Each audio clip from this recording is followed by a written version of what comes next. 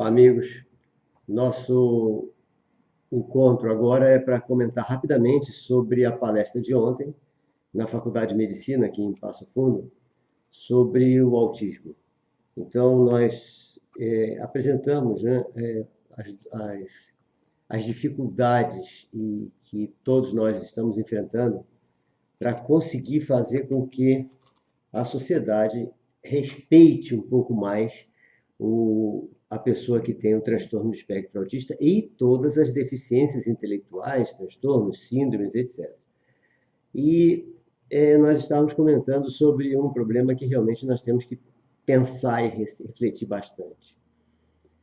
Tanto na área da educação, como na área da saúde, como em todas as demais áreas profissionais, nós estamos vendo uma falta total de humildade, uma falta completa de humildade.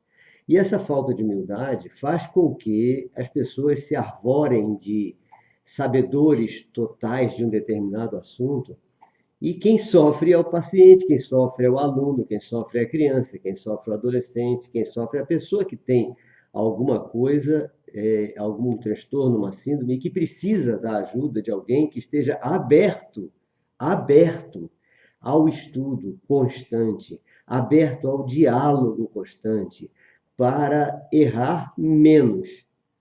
Se a pessoa não está com humildade suficiente para ter essa abertura, vai errar mais. Eu não digo que aqueles que são humildes e que estão estudando constantemente as coisas não errem. Lógico que erram. Tá? Eu estou cansado de errar, eu estudo o tempo todo e eu erro muito. Mas nós temos que ter humildade suficiente para ouvir o outro, para ouvir a outra opinião. E isso não estou vendo com muita facilidade. Eu estou vendo as pessoas se arvorarem de doutores naquilo, doutores nisso, e com isso os resultados são os piores possíveis. Eu não vou, obviamente, interferir em áreas que não são as minhas áreas de pesquisa, óbvio que não. As minhas áreas de pesquisa são a neurologia, a psiquiatria, a psicologia, etc., ligadas à aprendizagem. Então, o meu papel é tentar fazer de tudo para que essas pessoas aprendam, com isso sejam felizes, com isso aumentem a sua autoestima, e com isso o seu próprio cérebro vai fazer o restante do tratamento que nossa medicina não consegue fazer, porque nós temos essa capacidade, nós temos um sistema límbico operante fantástico, que faz coisas que nós não fazemos a menor ideia, mas nós temos que permitir que ele trabalhe. E para nós permitirmos que ele trabalhe, nós precisamos elevar a autoestima dessa pessoa que está conosco. Tá? Bom, mas qual é o ponto desse vídeo nosso rápido de hoje? O ponto desse é um detalhe, alguns pequenos detalhes sobre o transtorno de espectro autista e que pode ser extrapolado para outras comorbidades, deficiências e síndromes, etc. também. A qualquer uma que traga alguma dificuldade de aprendizagem, inclusive crianças que não têm absolutamente nenhum transtorno, nenhuma síndrome, têm alguma dificuldade de aprendizagem, e que, se ela não for entendida, pode criar um bloqueio emocional com sintomas semelhantes a todos os transtornos e até piores.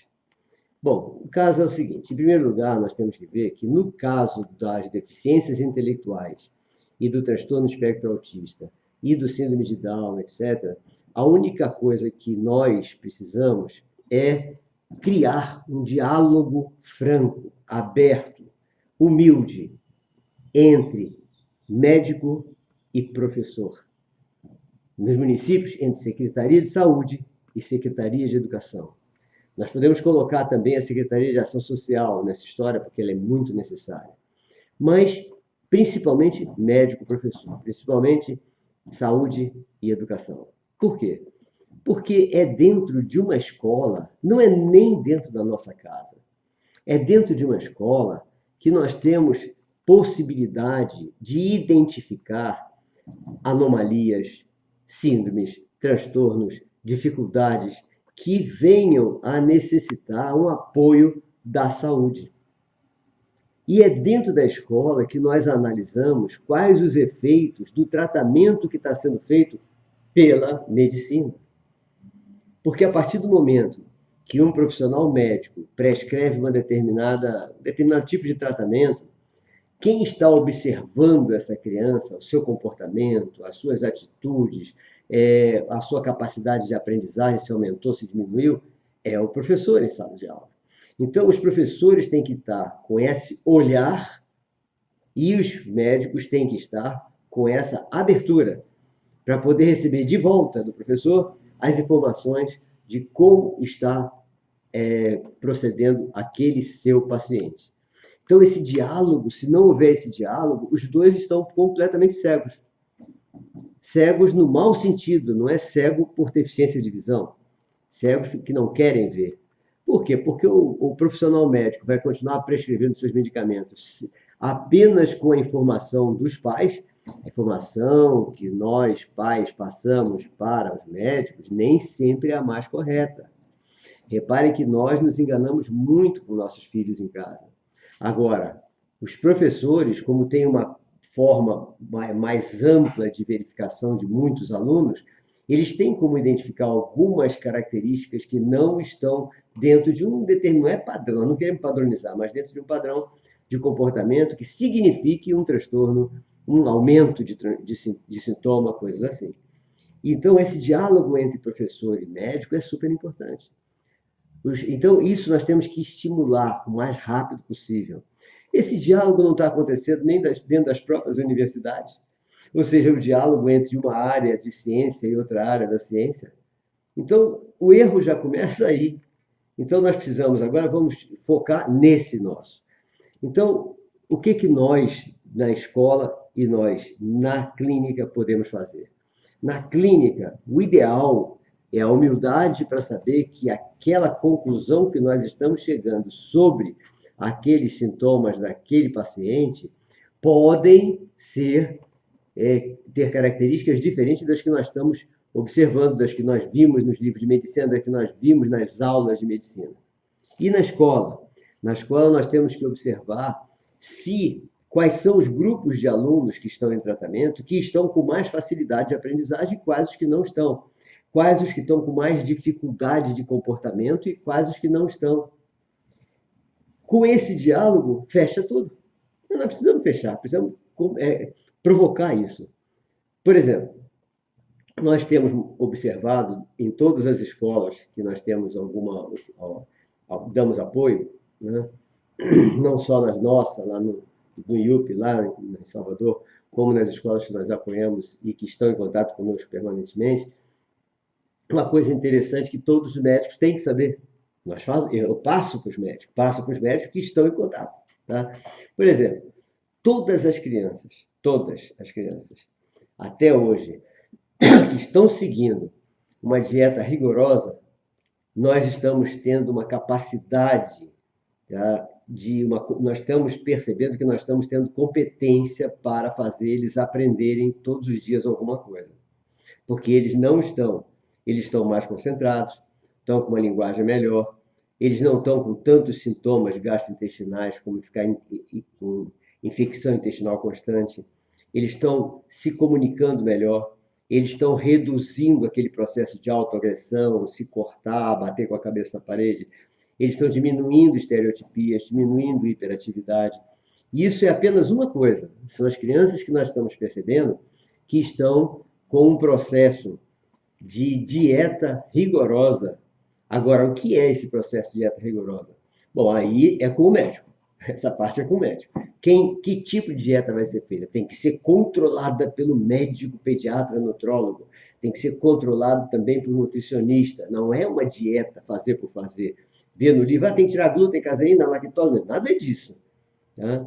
Por coincidência, todos os exames de intolerância que apareceram na nossa escola, nós vimos que houve 4 coisas em comum em todos eles, que foi o glúten, a caseína, o açúcar e aditivos químicos. Então, o que aconteceu? Todas essas crianças que estão te retirando tudo que não é tolerante, e principalmente essas 4 que estão coincidindo em quase todos eles, recomendado pelo médico, depois de um exame de intolerância alimentar, não é à toa, elas melhoraram tudo isso. As que não estão fazendo essa dieta, nós continuamos sem competência para fazê-la garantir a sua aprendizagem. Então, isso é muito importante. Nós, não estou dizendo que elas não aprendam, nós não conseguimos ter competência para garantir a aprendizagem das crianças que não estão fazendo essa dieta. Uma dieta, né, baseada em exames científicos, laboratoriais completos, tá? Então, isso é fato. Para isso, então, o que nós temos? Nós temos retornado isso para os profissionais médicos e pedimos para que eles verifiquem isso. E eu acho engraçado quando eu recebo a seguinte resposta: isso aí é frescura, não há comprovações científicas para isso. Gente, eu só não acho graça porque isso é trágico. Tá?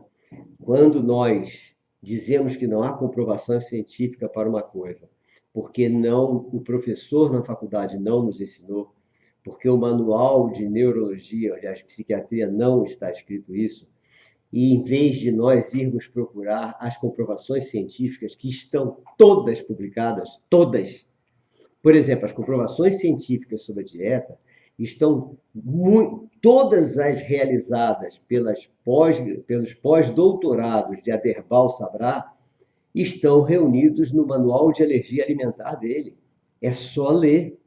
São comprovações científicas, muitas delas publicadas nas revistas especializadas depois de muito trabalho. Por quê?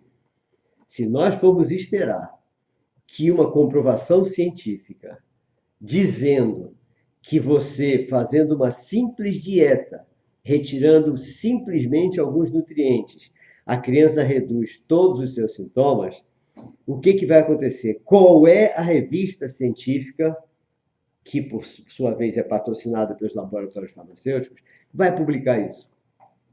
Com que intenção? Reduzir a venda dos remédios? Então não é publicado.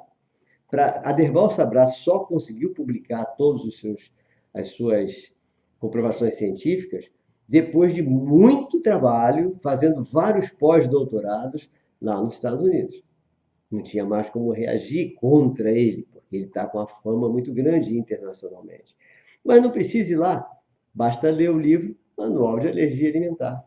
Eu recomendo a todos os médicos, amigos meus, que, obviamente, na faculdade de medicina não se dá isso, né? Mas os livros, os compêndios, os tratados não dão isso. Então vamos ler as comprovações científicas reais, existentes e publicadas, e que quem não quiser ter trabalho, pegue o livro de Aderbal Sabra. Eu já dei esse livro de presente para 3 médicos amigos meus, porque eles queriam saber, não tinham acesso, eu estava com ele na mão, dei a um. Já em outra cidade, eu estava com ele na mão, dei para outro médico.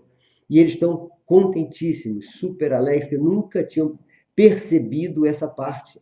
Como a linguagem é médica, eles são médicos, com a maior facilidade, ele passa a ser o expert em autismo. Isso é fantástico. Então, essa parte da alergia, e da alergia alimentar, da intolerância alimentar e da dieta, a única coisa que nós na educação podemos dizer, nós na educação, é que nós não temos competência suficiente para garantir a aprendizagem de um aluno que não está no processo de dieta completa. Eles até podem aprender um pouco, mas eles não desenvolvem. O pior, quando eles, além de não estarem na dieta, eles estão se entupindo de drogas com efeitos colaterais, a redução da capacidade cognitiva dele é clara e ele não dá um passo adiante. E eu aviso aos pais de alunos autistas que vão matricular no meu colégio ou nos colégios que eu apoio, e digo, olha, se o colégio é particular, por exemplo, você está investindo dinheiro à toa, porque com drogas, com efeitos colaterais que prejudicam a capacidade intelectual, e sem a dieta que diminui os sintomas, o dinheiro que você está jogando no ralo, porque nós pelo menos, não temos competência para educar seu filho. Então esse é um detalhe, não é que nós estejamos certos e essas prescrições estão erradas. Não, as prescrições podem estar certas e nós podemos ser incompetentes em conseguir realizar essa educação com aquela criança que está tomando esse medicamento. Então, esse é o detalhe. Nós temos que deixar bem claro isso. Não estamos condenando nada. Estamos dizendo que nós não estamos conseguindo chegar a esse ponto. Nós. Não temos como. O segundo ponto, fantástico também, e que tem dado um resultado espetacular, é que todas as crianças que, além dessa dieta, que foi feita, acompanhada por um médico nutrólogo, acompanhado por nutricionista, etc., não é à toa, deixar bem claro isso, tá? Elas também combateram os parasitas, as leveduras, os fungos, as cândidas, que estão presentes no trato digestivo da criança ou do adolescente, tá? O salto que essas crianças deram em aprendizagem foi fantástico. Então, quem é que faz isso? É o médico gastroenterologista. Então, com esse combate às parasitas, nós estamos percebendo que o próprio organismo da criança passa a absorver as vitaminas, nutrientes que não absorvia antes, porque quem comia as vitaminas que a criança se alimentava eram os parasitas. A partir do momento que saiu o parasita, quem absorve todos os nutrientes é a própria criança, e antes não tinha isso. Então, você dava vitaminas, etc., para a criança, e a criança fraca, sem vontade de fazer nada. Por quê? Porque não era ela que estava ficando forte, eram os parasitas. Então, nós temos percebido isso também. É outra coisa que a gente retorna para os médicos e diz: olha, esses pacientes seus, que você agora já conseguiu, com o apoio do gastroenterologista, combater os parasitas, ele deu um salto na aprendizagem. Tá? Então, isso nós estamos vendo. E aquele que não fez o combate ao parasita continua no canto, continua sem querer se relacionar, continua sem querer aprender, sem demonstrar capacidade cognitiva nenhuma. Então, com essa comparação, a medicina faz a parte dela. A educação, nós fazemos a nossa parte dentro da competência que nós tivermos, né? Logicamente, a gente não vai conseguir fazer coisa porque ninguém é tão competente assim para conseguir garantir a aprendizagem de qualquer aluno com qualquer tipo de transtorno, né? E outra coisa, fantástica também, a partir do momento que as crianças que estão conosco, que fizeram o tratamento, que estão cumprindo uma dieta rigorosa, que fizeram o combate às parasitas, agora sim estão se suplementando com as vitaminas necessárias, mas após o exame de níveis de vitamina. Não é à toa, isso que eu digo. Tudo isso tem que ser acompanhado por um médico nutrólogo, nesse caso aqui, um médico ortomolecular, por nutricionista, por médico gastroenterologista. É muito importante o acompanhamento médico. Não se pode chutar isso, tá? Esse acompanhamento é importantíssimo. Eu sempre coloco como referência a doutora Derbal Sabra, que é a maior autoridade que eu conheço nisso no Brasil, por enquanto, e Cláudia Marcelino, que é autora de um livro fantástico, com receitas espetaculares, que atendem ao gosto do autista e com comidas que eles possam comer. Tá? Então, suplementação de nutrientes agora já pode ser feita. Vitamina, mineral, antioxidante, ômega 3, probióticos, enzima digestiva, aminoácido. Por quê? Porque já não tem mais o problema do parasita comendo tudo isso. O parasita foi tratado, foi eliminado, né? E uma quarto ponto, que é o ponto um pouco mais complexo, mas que os médicos precisam fazer também, é o médico nutrólogo principalmente, o ortomolecular, etc., que são a desintoxicação de metais pesados. Hoje nós estamos tendo um ataque muito grande de metais pesados que estão em tudo, inclusive nas vacinas, né? E nós temos que dar as vacinas, porque a vacina é uma proteção a diversas doenças, nós sabemos disso, mas elas estão vindo com metais pesados e nós temos então fazer essa desintoxicação das crianças com metais pesados. Então isso é muito importante e esse processo a gente só vai conseguir que nós tenhamos realmente os nossos autistas se desenvolvendo, sendo estimulados a sua autonomia, se nós tivermos esse diálogo franco, médico, professor, Secretaria de Saúde, Secretaria de Educação. Então, isso eu tenho estimulado muito os municípios que coloquem, por exemplo, combinem com as escolas, com a Secretaria de Saúde e de Educação, que alguns conselhos escolares, ou conselho de classe, sejam realizados com representantes da Secretaria de Saúde. Poxa, não tem coisa melhor, porque ali o representante da Secretaria de Saúde vai saber o que está se passando em termos de saúde dentro de uma escola, que toda a população teoricamente passa por lá, E com isso vai diminuir até os custos da saúde daquele município, porque vai saber quais são os investimentos necessários para realmente diminuir as despesas com as consequências das síndromes, transtornos, etc., que poderiam ter sido evitadas com um procedimento correto. Então, em primeiro lugar, o diálogo médico-professor, Secretaria da Saúde, Secretaria de Educação, é super importante.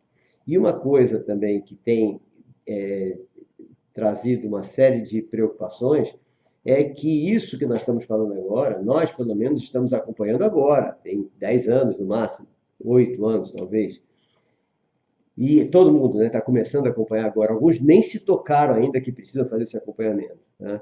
Mas tem muitos autistas que já são adultos e estão na dependência de seus pais, na dependência de suas famílias. E agora? Como fazer para desenvolvê-los agora? Bom, primeiro que nunca é tarde para começar todo esse processo de desintoxicação, não só dos metais pesados, como das drogas que foram consumidas ao longo de todo esse tempo e que poderiam ter sido reduzidas ou até eliminadas por meio desses tratamentos complementares que muitos médicos dizem que não existe é frescura porque não tem comprovação científica. Eu rio, acho graça. Não acho muito porque isso é triste, né? E quem disser isso, eu continuo dizendo, se sabe ler, compre o livro Manual de Alergia Alimentar, para não ter o trabalho de buscar as comprovações científicas que estão publicadas em algumas das revistas especializadas, mas que não foram colocadas nos tratados, nem nos compêndios de psiquiatria, nem neurologia, nem nada, porque não convém. Não foram incluídas, então não estão nos currículos das faculdades de medicina. Não estão e não estarão tão cedo, porque não interessa ensinar os médicos essa parte. Interessa dizer aos médicos que isso não está comprovado. Interessa colocar na cabeça dos médicos que isso é frescura e que isso não funciona. Porque aí o médico vai ficar preso a simplesmente ter que prescrever todas as drogas que eles determinam. Bom, então, para os autistas adultos que não puderam passar por isso, nós temos uma sugestão fantástica, que foi criada por Fátima de Coan, jornalista brasileira, mãe de um jovem autista adulto, né? E que reside com a sua família na Holanda. Ela criou o projeto Altimates, que é um conjunto habitacional onde o autista tem seu apartamento para morar sozinho. Alguns, no início, não moram sozinhos, mas a partir do momento que ele está vendo que os outros estão morando sozinhos, o próprio cérebro dele desenvolve a competência para ele ser autônomo. Então, nesses conjuntos habitacionais, eles têm o que se chama moradia assistida.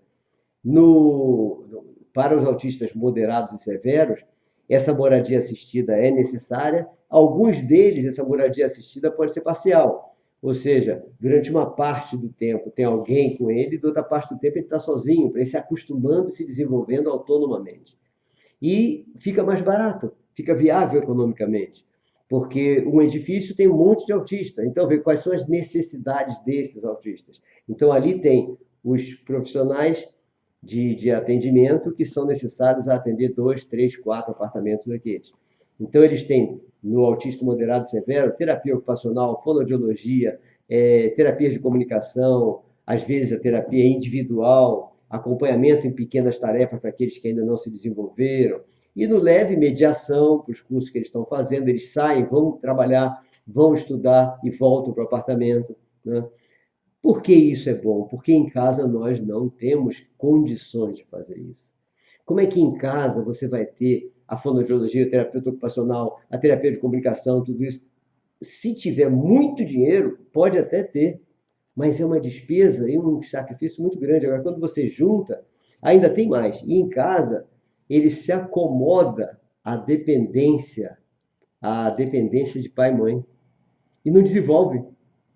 E pai e mãe, super protetores, criam essa dependência. Então ele não se desenvolve nunca porque ele sabe que tem apoio a vida toda, ele acha que tem apoio a vida toda.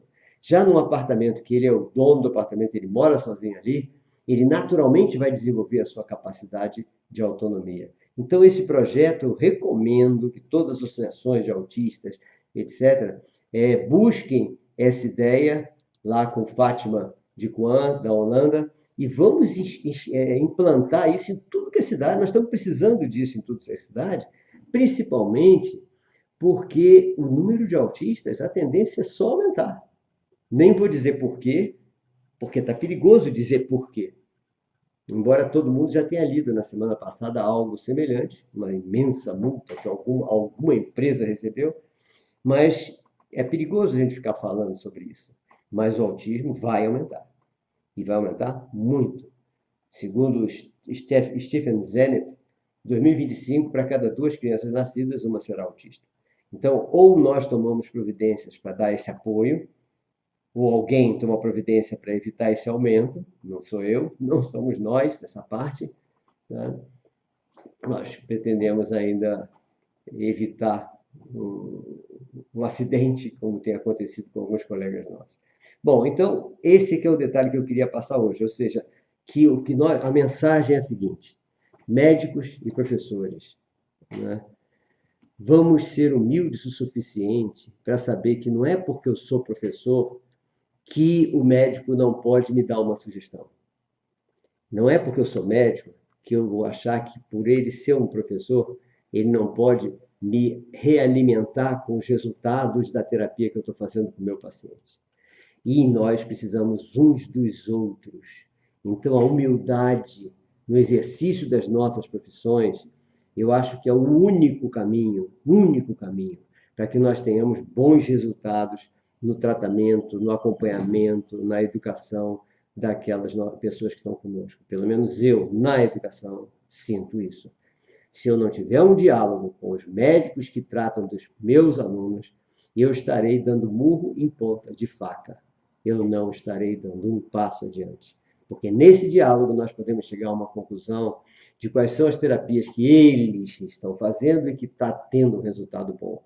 Quais são as terapias que eles estão fazendo e que não está tendo um bom resultado, e eles, médicos, então, estudarem as outras formas terápicas para poder ter um excelente resultado nos seus pacientes. Quem alimenta o médico dos alunos que estão na escola é o professor, tá? E o professor precisa desse diálogo com o médico para saber o que eu não posso fazer com esse aluno, porque poderia prejudicar o desenvolvimento, o tratamento que ele está tendo. Então, esse diálogo é franco. Mas, como eu vou repetir mais uma vez, humildade. Os profissionais precisam ter humildade para entender que nós não somos donos do saber. E dizer que não tem comprovação científica sobre isso. Na educação também. Na educação eu vejo muita gente dizer: qual é o referencial teórico para isso? Qual é a lei que determina que eu tenho que fazer isso na escola? E o médico: não há comprovação científica para isso. É brincadeira, né? Só não é engraçado porque é trágico. Então vamos parar e vamos ler, vamos estudar, vamos ver as comprovações científicas que está dizendo que não existe, que elas todas existem, e vamos parar de procurar na escola também que lei determina. A lei que determina é a nossa lei da humanidade. Nós sabemos claramente o que nós temos que fazer com cada aluno nosso para que ele seja garantido a ele 3 coisas fundamentais. Primeiro, garantia que ele está aprendendo todo dia, porque assim ele leva a autoestima e ele cada vez aprende mais. Garantia de que nós estamos estimulando as habilidades dele para ele ser autônomo um dia. E a garantia de que nós estamos proporcionando a socialização para ele viver em sociedade bem com os outros, sem discriminação, sem nada. Cumprindo esses 3 objetivos, nós estamos sendo excelentes educadores. Dialogando com o médico, nós estamos evitando prejudicar a criança e estamos ajudando o médico a ajudar a criança, a ajudar ela a se educar e ajudar ela a levar a autoestima e ajudar ela a progredir. Ok, gente? Até quarta-feira, no nosso programa ao vivo de toda quarta, 9 da noite. Espero vocês para nós debatermos, inclusive, alguns comentários sobre esse videozinho nosso aqui. Ok? Um forte abraço e até lá.